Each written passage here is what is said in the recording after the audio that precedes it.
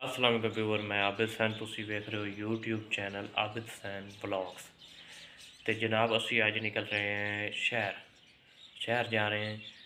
तो तुहानू मज़ीद दसते हैं भी क्या करन जा रहे हैं। तो उस तो पहले साड़ी एक ही गुजारिश होती है, जिन्होंने साढ़े चैनल यूट्यूब चैनल नू सबसक्राइब नहीं किया तो सबसक्राइब कर लो, बेल आइकन नू प्रेस कराए ताकि नया व्लॉग नई वीडियो आवे तो नोटिफिकेशन तुहाडे कोल पहुँच जाए। तो वीडियो नू ज़्यादा से ज़्यादा अपने दोस्तों नाल शेयर किया करो तो लाइक ज़रूर किया करो, क्योंकि साड़ी हौसला अफजाई होती है उस नाल। तो मज़ीद जनाब असी जा रहे हैं अज का खड़े हैं घरें, हूँ घरों निकलता पिया मोटरसाइकिल खड़ा है जनाब। मोटरसाइकिल कमरे चो कटते हैं तो फिर निकलते हैं अपने साढ़े शहर मैलसी का व्यू अगे तुहानू विखाए, लेकिन हुण कुछ अलग असां विखाउण जा रहे हैं। तो तुसीं जुड़े रहना है साड़ी अज दी वीडियो के नाल। चलते हैं जी व्यूअर, शहर वो आ गए हैं जनाब। तो बस ना उत्थे कोई किहड़े असीं फैक्ट्री गए हुए ना जनाब, उत्थे ज़्यादा अलाउ कोई नहीं आई वीडियो वगैरह बनावनी। तो तुहानू विखाने हैं जी असां किहड़ी चीज़ लवन गए हमें, तो अपनी दुकान इजाफा किया जी अपनी शॉप से।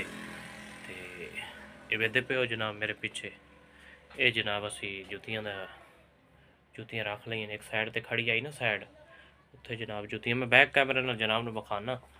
तो वेखो एक ये जनाब ये चाइना बाटा वगैरह रबड़ दियां जुतियां जड़ियाँ वो खड़ियां जनाब साइड ते। ये बच्चों दी जुतियाँ जनाब खड़ियां इत्थे जनाब आप उत्ते खड़ी कर दी पेशावरी खेड़ियाँ। और ये जनाब तले मैं हूँ सैटिंग की है बिल्कुल। तो ये जनाब सैटिंग असलू हुण की है।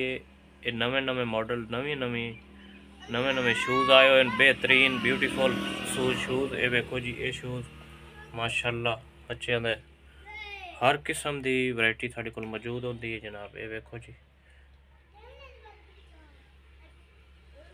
ये जनाब जनानियां जूतियां ने। ये जनाब तलू चाइना का माल आ गया, चाइना का माल जनाब, ये चाइना का माल है सारा माशाअल्लाह। तो किवें दा लग्या तुहानू ये जनाब साढ़ा कराने का बोतल वगैरह शैम्पू वगैरह शगैरह सरफ वगैरह साबन सुबन हरबलां जी, ये भी अस साढ़ा भी है किराने का समान। तो तुहानू किवें लगी है जी भाई असी ये ठीक किया है ना जी अपना। बैठे तो वैसे ही एवं ना, मैं सोचा भाई जगह मैं पहले रखी हुई है काफ़ी, जो दुकान मैं बनाई है ना जी।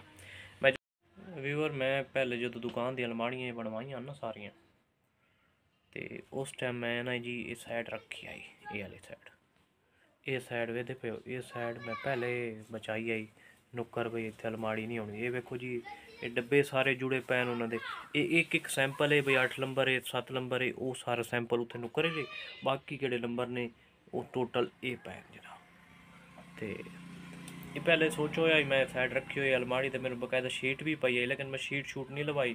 तो मैं बेहतर समझाया भाई गोले लवा भी गोले तो किली तो जुत्ती टंगनी और आप करना है जी। तो किवें दा लग्गा है तुहानू, तुसी कमेंट च अपनी राय का इजहार जरूर करना है, तो लाइक जरूर करना है हौसला अफजाई लाई। तो बस शहर की वीडियो इंशाल्लाह एक दो दिन बाद चक्कर लगसी, तो पार्क शारक जासूँ कोई तुहानू मार्केट दे विजिट कराईसूँ भाई साढ़े शहर की कड़ी मार्केट हैं। तो लेकिन हुण आई एक लड़का नाल आई, वो बड़ा जल्दी जाए तो इस वजह नहीं बना सके हैं।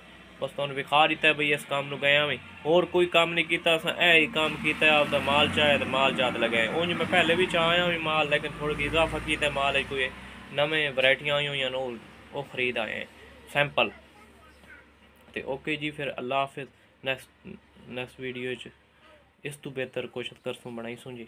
तो इजाज़त दो, अल्लाह हाफिज़ जी।